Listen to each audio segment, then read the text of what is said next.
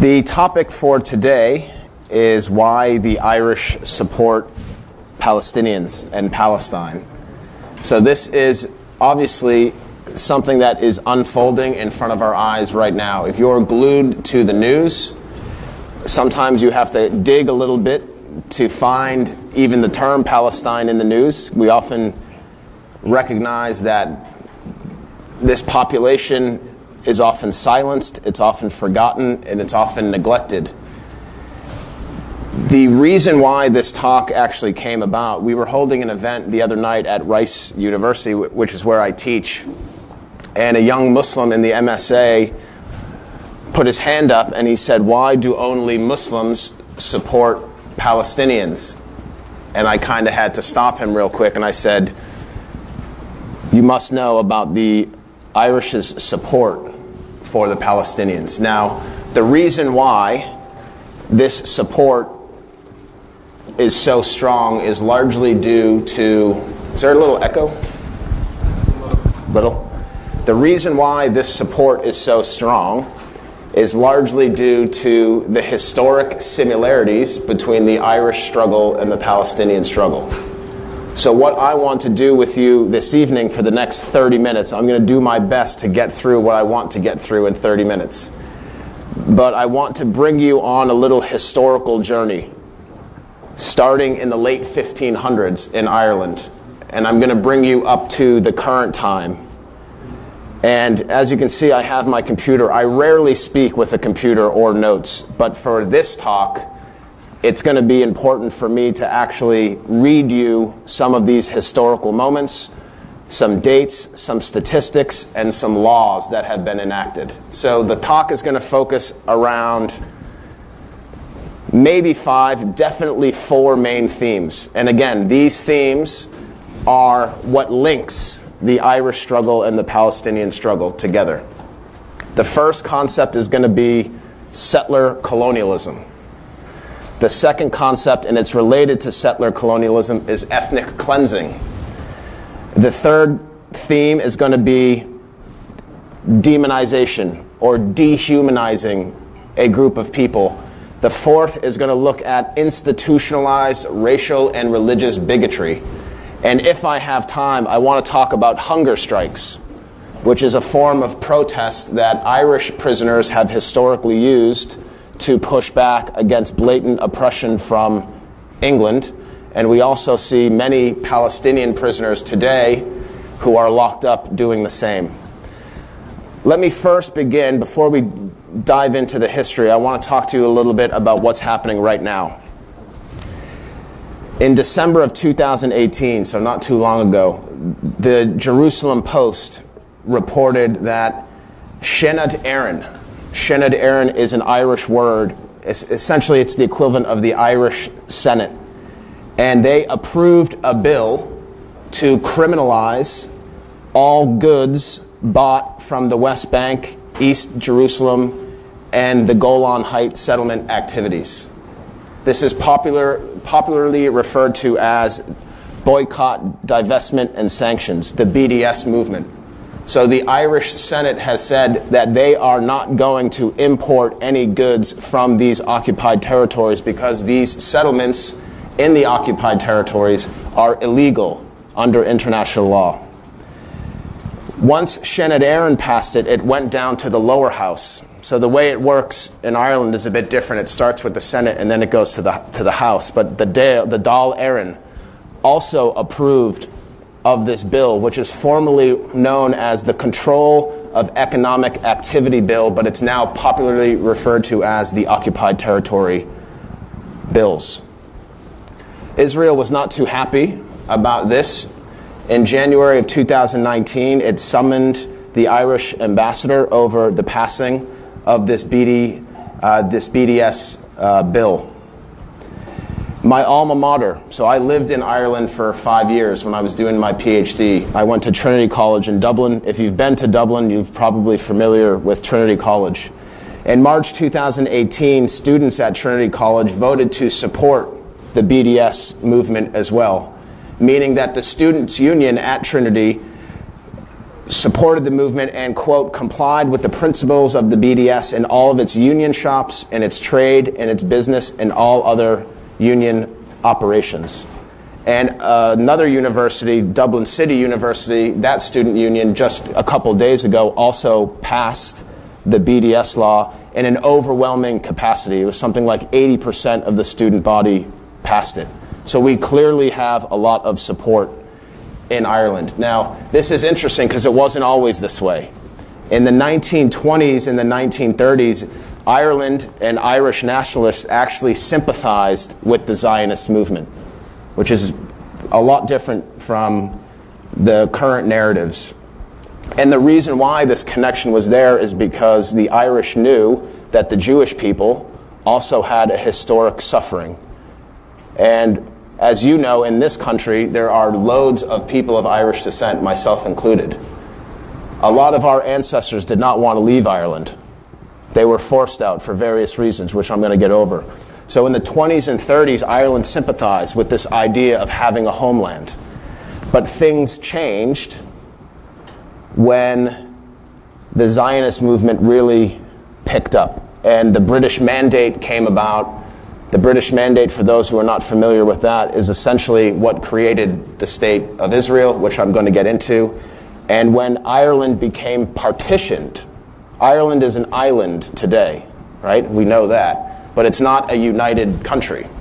There's two countries on the island. There's the Republic, which is where my family's from, and then there's Northern Ireland, which is where all the troubles have been.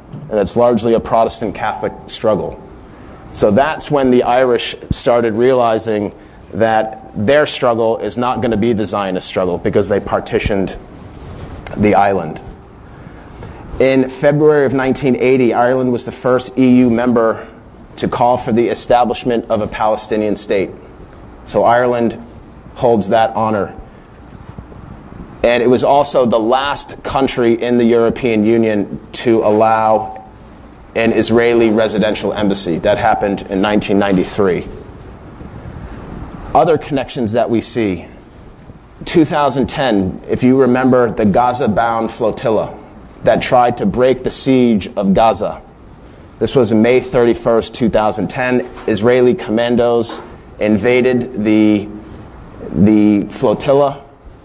One of those flotillas was named the Rachel Corrie. So for those who may not know Rachel Corrie, she was a U.S.-born Irish-American activist, and she was a member of the International Solidarity Movement, which is a pro-Palestinian group. Rachel Corrie was murdered by the Israeli Defense Forces, the IDF.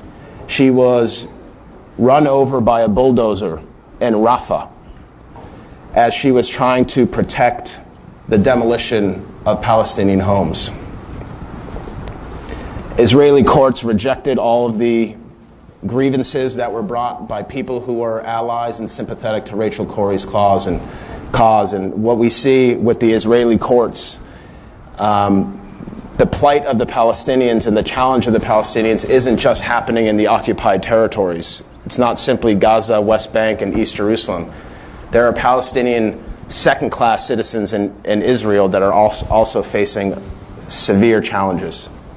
So that brings us up to date with the current stuff. But now let me go back hundreds and hundreds of years. Settler colonialism. Let me read you a definition of what this is. Settler colonialism, and this is from the BDS website. I highly recommend everyone tonight goes to the BDS website. Settler colonialism is a form of colonialism in which settlers create societies that are distinct from the indigenous population and seek to control land and resources and establish their own economy and system of governance. Since the settler society is primarily concerned with the control of land, it seeks to eliminate or forcibly remove the indigenous population and replace it with members of the settler population. This makes settler colonialism different from other forms of colonialism that may focus on something like just exploiting labor. As a leading academic on the subject of settler colonialism, Patrick Wolf put it, the purpose of settler colonialism is to destroy by replacing. So we are talking about a land issue. People have been brought to a land, I'm talking about the Israelis, by a foreign power. The British Mandate created the state of Israel. Britain allowed that to happen. In doing so, what's happening now, the Palestinians are losing their land. We know that.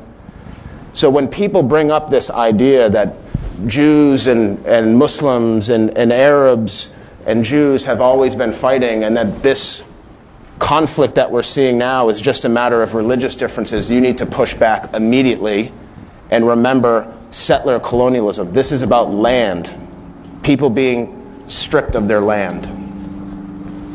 Now, Irish history. 1556, it's a long, long time ago. We had the first plantations of Ireland. So under the Tudor dynasty in London, in Westminster, you had a royal family that was trying to gain control of not only Britain but Europe. This is following the Protestant Reformation. So Catholics and Protestants were fighting each other. The Tudor dynasty and the Tudor family essentially brought over Protestants to Ireland to settle out of nowhere. In the north of Ireland, which today we understand to be Ulster, it's a province in the north. So they just brought people over to not only push Protestantism, but also to push the English language and to give the English aristocracy more power. The plantation of Ulster was the start of this 400-year experience that the Irish had with colonization. 400 years. As a scholar of this subject, I actually push it back even further to when the Normans actually came to Ireland. So we're looking at 800 years, really, of the British messing around in Ireland. The infamous name is Oliver Cromwell. If you know, I see a lot of heads saying you know him, which is good that you know it, but it's also unfortunate that you know it. He was the Lord Protector of England. He transitioned the British government away from a monarchy into a republic. He was a Puritan Christian, the same type of Christian that founded Plymouth Rock. These were fundamentalist Christians that didn't like anyone that didn't fit into their neat little category of what it meant to be a Christian. So Puritans hated Catholics. Cromwell was a Puritan.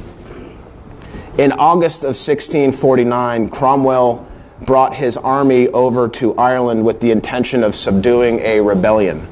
And he ended up doing a lot more than that. At the siege of Drogheda, which is a city not too far from Dublin, in September 1649, Cromwell killed 3,500 people after the town's capture, comprising all the men in the area, including civilians and all Roman Catholic priests. He's remembered for slaughtering women and children as well as unarmed captives.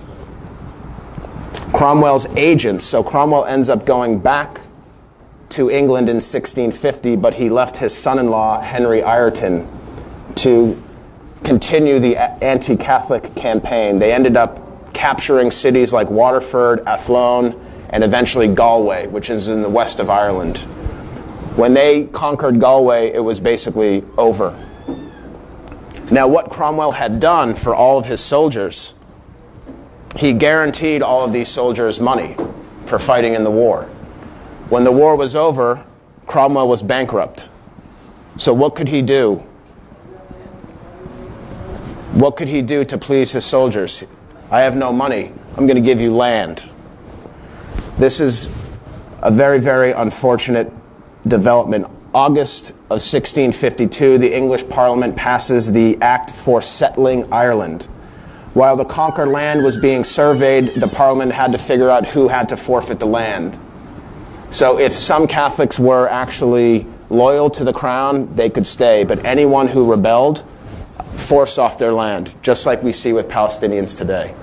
And a lot of these native Irish Catholic, Gaelic, speaking a different language, treated as a different race, were pushed north of the River Shannon into County Clare, which is where my family's from, and County Galway. Probably some of the most unwelcoming land.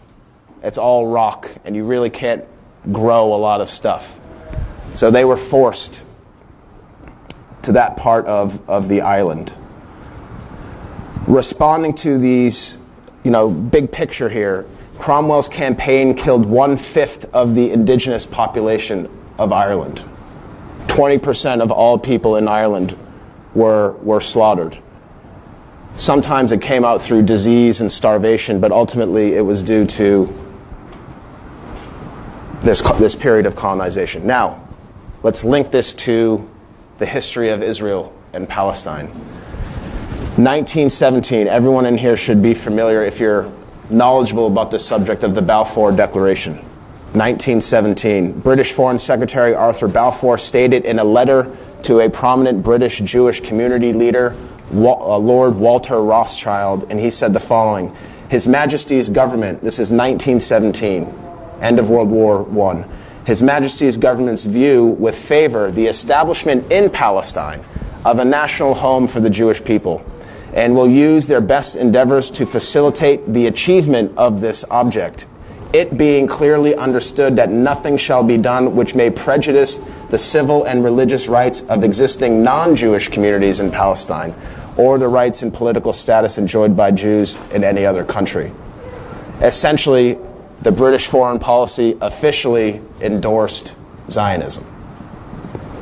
Remember, at this time, the Ashkenazi Jewish population in Eastern Europe were the ones trying to create this homeland. So it was largely a movement that started in Europe. It wasn't starting in the Holy Land. There were a couple pockets of Jewish communities in this area, but it's really coming out of that World War I nationalist rhetoric.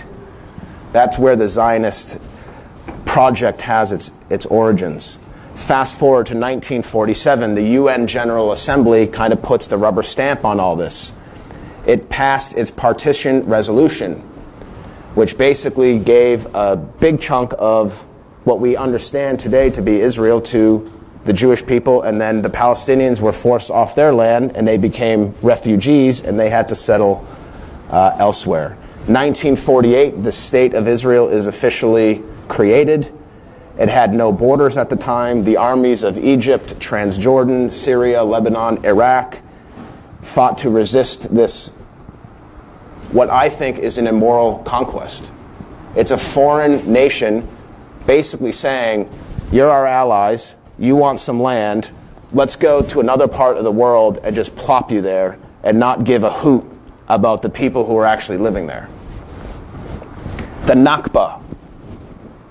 When I talk about a fundamental component of understanding this entire immoral beast, I was mentioning land. The Palestinians every year on May 15th have the Nakba Day. Nakba translates to catastrophe.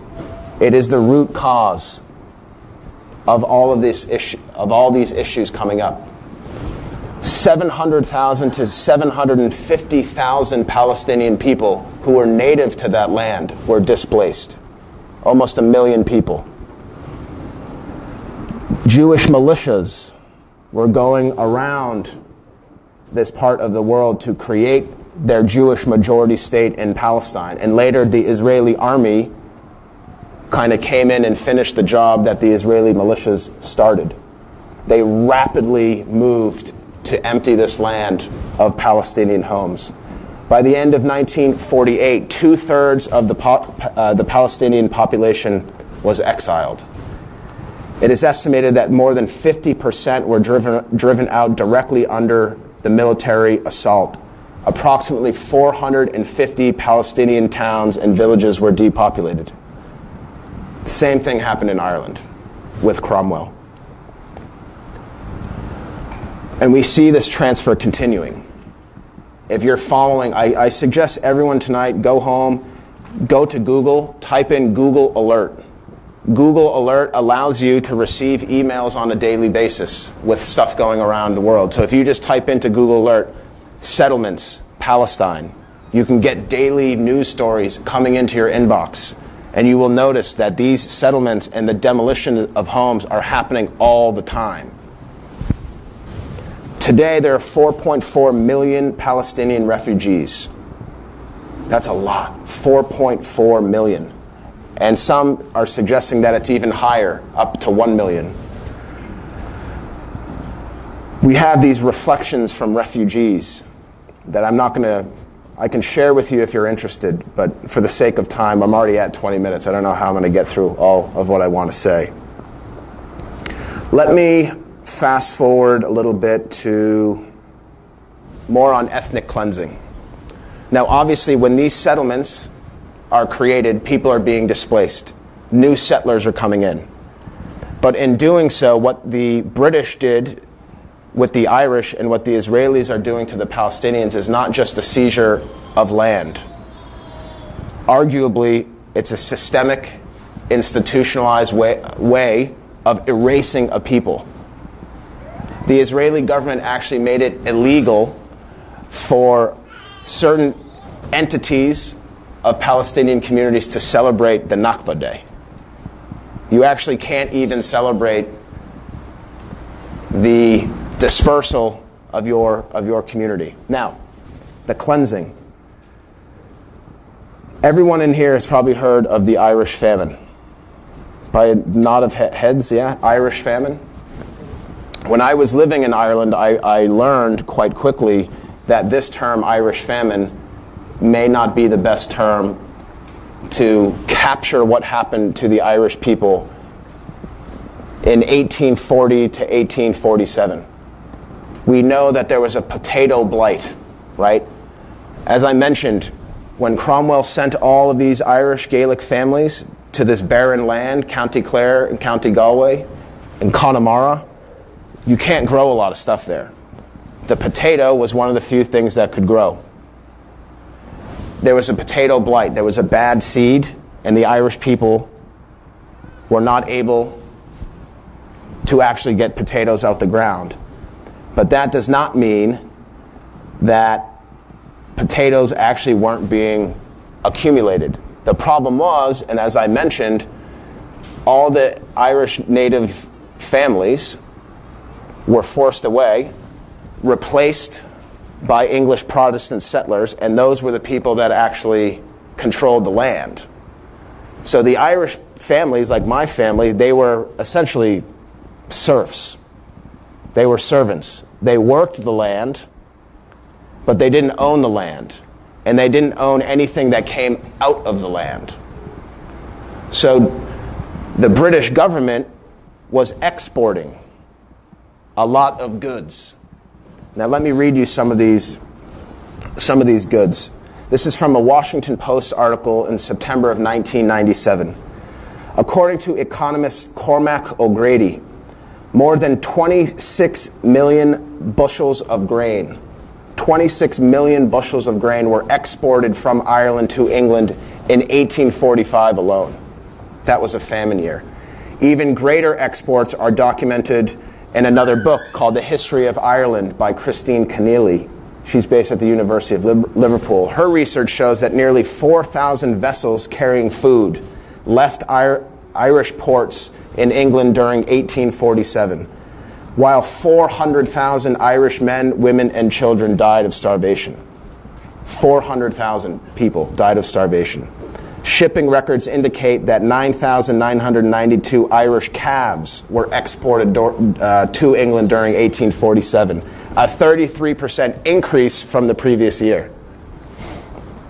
At the same time, more than 4,000 horses and ponies were also exported. So you get the point.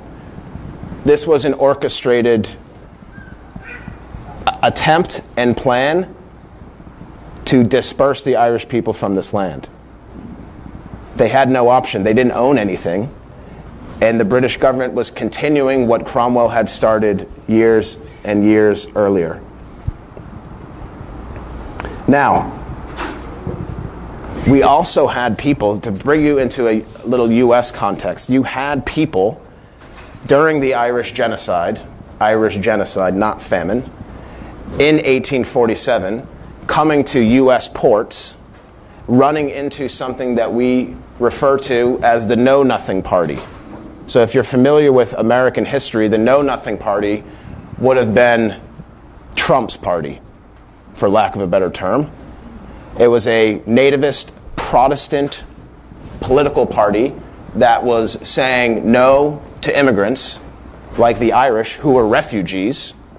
They weren't coming to America because they wanted to. They were coming because they had no other option. So you had cities like Boston, New York, Philadelphia, when they saw a lot of these Irish immigrants, they pushed them back. And they had to go back to Ireland, and we don't even know what their fate may have been. You see in the parallels here with settler colonialism and ethnic cleansing. I want to talk a little bit now about politicians dehumanizing and racializing the Palestinian people and how we can make connections of this contemporary development with what the Irish had to experience in the 1840s. Here's a specific example. In May 2015, the Times of Israel reported a comment made by Ben Dahan. So Ben Dahan is an Israeli politician for the Jewish Home Party, which is very, very far-right conservative. He essentially referred to the Palestinian people as animals, that they weren't even humans. They were subhuman, ape-type creatures. Now, when you put a group of people on that level, as if they're subhuman, the purpose of doing that is to justify carrying out atrocities against them. Because they're lower than low. They're essentially dirt. Now, we see these narratives coming up on social media. There have been a couple studies that I want to share with you. Racist propaganda, right? There's a book called Palestine in Israeli School Books, Ideology and Propaganda in Education. It's by a professor from the Hebrew University of Jerusalem. In her research, she found that Palestinians are only represented as refugees, primitive farmers, and terrorists. And she was looking at hundreds and hundreds of books. Another scholar named Bar Tal found something similar in books. Arabs are featured as unenlightened, inferior, fatalistic, unproductive, and apathetic. Further, according to the textbooks that she analyzed, Arabs were, quote, tribal, vengeful, exotic, poor, sick, dirty, noisy, and colored. And they burn, murder, destroy, and are easily inflamed. Now, I could go on with this dehumanization. When the Irish came here, it was the same thing. I suggest you look at newspaper clippings when the Irish came here in the 1840s, 1850s, 1860s. Literally, they were depicted as what we might refer to as simians. These are ape-like creatures. This is what the Irish migrants were depicted as. There's a really famous example in 1899, Harper's Weekly, a historic newspaper/magazine in the United States, featured a drawing of three men. One of the men was an Anglo-Saxon. Another was Irish, and the third was what the caricature depicted as a Negro, a black person. And the Irish and the black person were essentially the same. This is in 1899. Again, othering the Irish to a point where, again, they're subhuman. They're creatures. They're not human. And this justified a lot of the blatant, systematic discrimination that the Irish had to wither in this country. The famous sign that used to hang up on doors in Boston, where I'm from, "No Irish need apply." Everyone knows that. The Irish were depicted, just as I was mentioning these characteristics and descriptions of the Palestinians. The typical Irishman was a comical, happy, lazy, stupid, drunk, but like a helpless romantic who liked to dance. That was the Irish stereotype. Essentially, they were white chimpanzees. That's what they essentially were. So, lastly, let me I'm at 30 minutes. Let me try to get through this in 5 minutes. The last one I want to talk about is the institutionalization of racial and religious bigotry in law. Just recently, Israel's parliament passed the Jewish nation-state law. This happened quite recently, maybe a couple months ago, which might, I think, in my own opinion, should be described as the Jewish supremacy law. It enshrines Israel's quasi-constitutional laws that state the supremacy of Jewish citizens and openly declares the right to self-determination only for the people of Israel. So the Palestinian people have no right to self-determination in this land. The law achieves a couple more objectives. It establishes Hebrew as Israel's official language and downgrades Arabic, a language widely spoken by Arab Israelis, to just a special status. And two, and this is more important, it establishes Jewish settlement as a national value. Imagine that. The state of Israel is actually saying, we value these settlements on land that is categorized under international law because of the war that happened in 1967 as not yours. But it's being absolutely dismissed. Some statistics on Palestinian citizens in Israel. I'm not talking simply the occupied territories. Palestinians face severe discrimination in the job market in Israel. Only 6.6% of all state employees in Israel are Palestinians. 6.6%. In terms of education and cultural rights, the educational system in Israel is separate and unequal.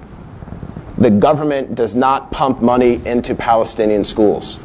This is why people are talking about the word apartheid, right?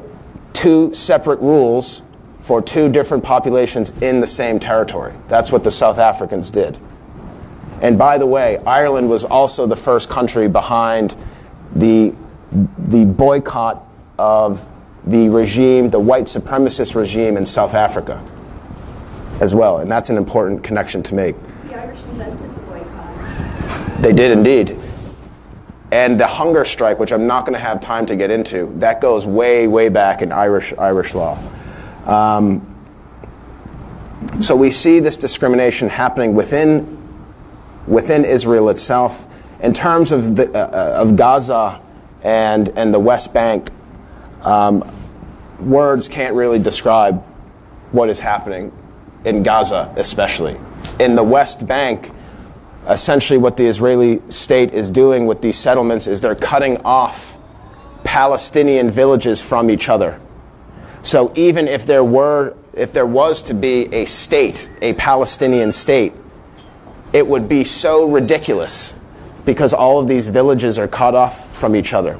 This is why people are saying these settlements are a deliberate act, not simply to just house Jewish people on this land. It's deliberately set up to eliminate the idea of a Palestinian state from ever even happening. Now, I'm going to stop here, but to provide that link back to the Irish, in terms of the institutionalization of this bigotry, there was something that was called the penal laws in Ireland that lasted for about 200 years. It was right after Cromwell came into power.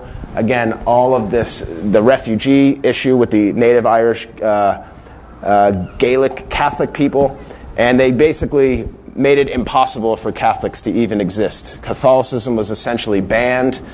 Priests could not properly hold their mass. There's a term in rural Ireland, it's called the moving mass. And what priests used to do is they used to go undercover, they used to just dress like a farmer, and they would carry a little wagon around, and they would go to people's houses and carry out mass, because they literally couldn't have churches. You couldn't do anything, essentially.